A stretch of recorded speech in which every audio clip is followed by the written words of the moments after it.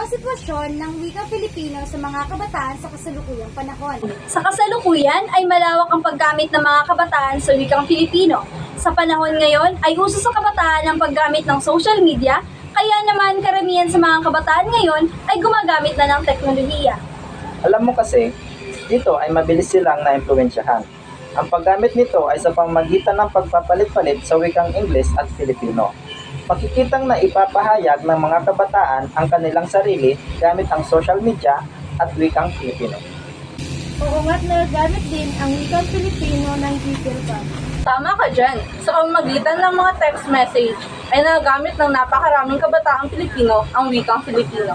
Marami din ang mas komportable sa ganitong pamamaraan ng pakikipagtalastasan sapagkat hindi nila kaharap ang kanilang kausap. Subalit, pinag-aaralan pa din naman ng mga kabataan ang wikang Filipino sa kanilang mga paaralan. Ito'y isa sa mga akda na kasama sa kurikulum ng paaralan. Patuloy nilang hinahasa ang kanilang kaalaman upang lalong maging dalubhasa sa paggamit ng wikang Filipino.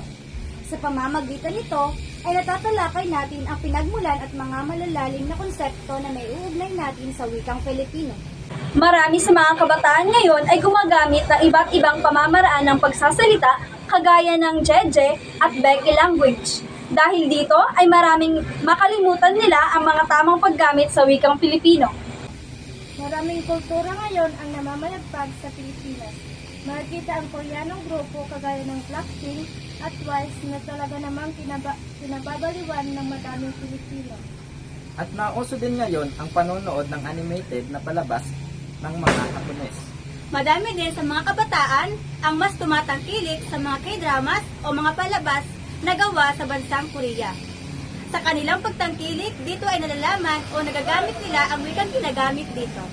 Naipapakita nito ang lawak ng impluwensya sa atin ng mga nakikita o nakapanood na bagay.